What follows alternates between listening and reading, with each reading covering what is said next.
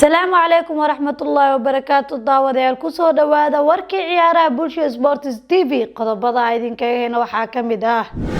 Griezmann ayaa ku laabanaya Athletic Madrid Zidane oo doonaya inuu qabto xulka Faransa Liverpool ayaa wali doonaysa Renato Sanchez taabsooba ayaa soo gaaray dhaawac culus Juventus ayaa kisay dalabkii Robin Gosens Tottenham ayaa dalab ka gudbisay Skriniar intaasi waxay ahaayeen qodobadii warka ciyaaraha haatan ku soo dhawaada isagoo faahfaahsan Griezmann ayaa ku laabanaya Athletic Madrid faafahinta warkan waxa inoo haya Maxamed Ibrahim Bibaye ciidanka kooxda kubadda cagta Barcelona Anton Griezmann ayaa hadda u muuqanaya ku laabashada kooxdiisa hore ee Atletico Madrid maadaama laacibkani waqtiga kan xaadirka uusan u muuqan karin mid ku sii nagaadi kara istaadiyaha Nou Camp ee kooxda Barcelona qaar ka mid ah warbaahinta wadankaasi Isbaanishka ayaa xusaya in Anton Griezmann ay u muuqanayso inuu ka dhaqaaqo kooxdiisa Barcelona maadaama tababaraha kooxda Barcelona Ronald Koeman uu hadda xusayo in uu isbedel ku sameyn doono qaybtiisa qadka dhexe kooxda kubadda cagta Barcelona ayaa toddobaadkan gudihiisa waxa ay xustay inay la soo wareegi doonaan xidiga Atletico Madrid ee Saúl ka oo toddobaadkan dalabidii ugu faraha badnaa ka soo gaarayay horyaalada Ingiriiska iyo Talyaaniga kooxda kubadda cagta Atletico Madrid dan muhiim ah oo aragtaa inay mar kale ay hesho xidigooda Anton Griezmann inta aan loo gacan gelinin kooxda reer Faransa ee Paris Saint-Germain muhiimada ayaa hadda u muuqanaysa in Barcelona ay damacsan tahay qorshe ku aadan xidigo isku bedelasho ka oo la doonayo in Atletico loo gacan geliyo Anton Griezmann Barcelona ay hesho xidiga Saúl maadaama tababaraha kooxda kubadda cagta Barcelona Ronald Koeman muhiimadiisu ay tahay in uu ka doorbido xidiga Anton Griezmann laacibka kooxda Atletico ee Saúl Zidane oo doonaya inuu qabto xulka Faransa faafahintan warkan waxa inoo haya Maxamed Ibrahim Bibaye halyeeyga xulka qaranka dalka Faransa ee Zinedine Zidane ayaa hadda u muuqanaya inuu diyaar u yahay inuu qabto shaqada macalinimo ee xulka qaranka dalkaasi Faransa kadib markii uu fashilmay macalin Didier Deschamps tartankii Euro 2020 ee dhawaan ay ku guuleysatay xulka qaranka wadankaasi Talyaaniga Zinedine Zidane oo dhawaan guud ahaanba isaga dhaqaaqay hogaaminta kooxda kubadda cagta Real Madrid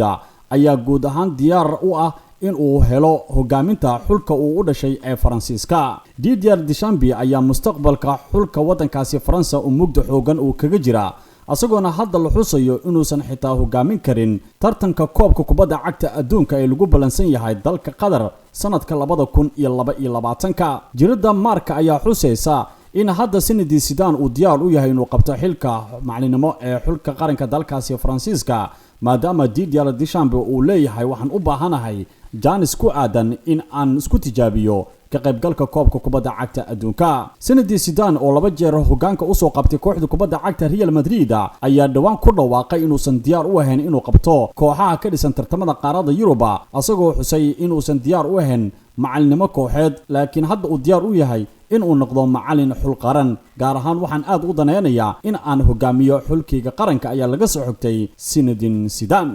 Liverpool ayaa wali doonaysa Renato Sanchez faafahintan warkan waxa inoo heeso Mune Ismaan Cali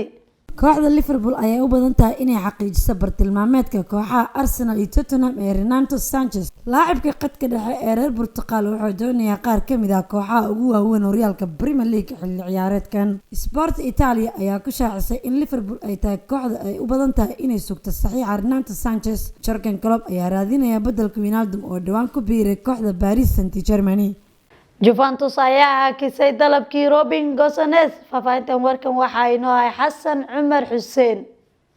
maamulka kooxda Juventus ayaa dejiyeen bartilmaameedkii ay u qabteen laacibka kooxda Atalanta ee Robin Gosens sida laga soo xigtay Calcio Mercato xidigan 27 jirka ayaa aad u xiiseynaya inuu u dhaqaaqo garoonka Allianz Stadium laakiin Juventus ayaa diiday inay bixiyaan adduun dhan 50 milyan oo geni oo ay ku doonayaan kooxdiisa xilli ciyaareedkan Juventus ayaa xilligan eegi doonta saxiixyo kale balse Robin Gosens ayaa xiiso kale helaya kooxo waaweyn kadib bandhigiisa Euro 2020 ee xulka Jarmalka